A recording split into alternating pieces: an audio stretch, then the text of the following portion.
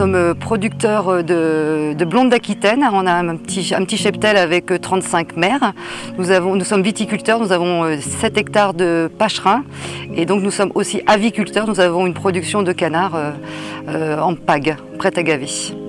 Les innovations sont diverses, elles sont notamment dans la biosécurité et également aussi dans l'alimentation et le paillage intérieur dans le bâtiment. Donc la biosécurité, en fait, on a appliqué les règles, les consignes des DCSPP, mais on est allé au-delà. Comme j'ai une expérience bretonne avec des poulaillers de poules pondeuses où j'avais aussi un centre de conditionnement en neuf, où je connais très bien les règles de biosécurité, je savais ce qu'il fallait qu'on fasse et donc du coup je suis allée jusqu'à ce niveau. Oui. La priorité, c'est d'avant tout que l'exploitation perdure dans le temps. Parce que réglementairement, si une exploitation est infectée, ça sous-entend l'abattage du troupeau.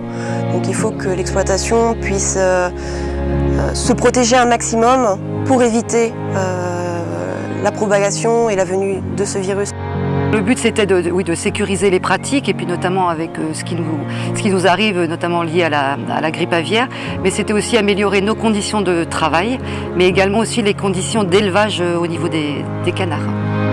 Le département du Gers a été très marqué par les 2 derniers épisodes d'influenza aviaire et ici on est au cœur de la zone qui a été la plus touchée, donc on a souhaité faire une priorité, une seule ferme et sur l'innovation, sur les bâtiments d'élevage de prêt à gaver. C'était notre priorité.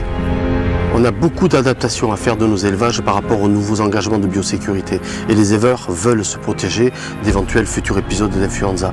Donc beaucoup d'innovations existent chez les éleveurs, chez les fabricants de matériel et comme beaucoup d'éleveurs ont des projets de bâtiments, il fallait très rapidement montrer ces embryons d'innovation qui demain feront la solidité sanitaire de nos élevages.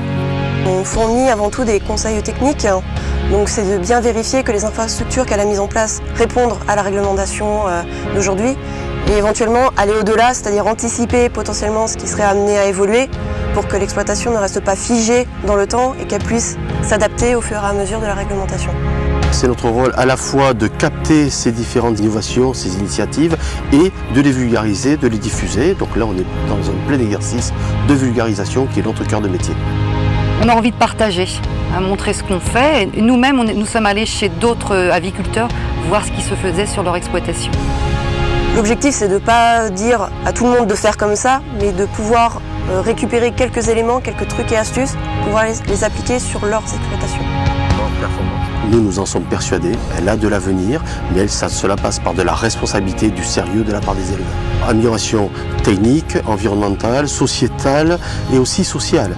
On a vu des éleveurs qui essayent de travailler de manière plus commode, avec un peu moins d'astreinte, donc de rendre ce métier plus vivable.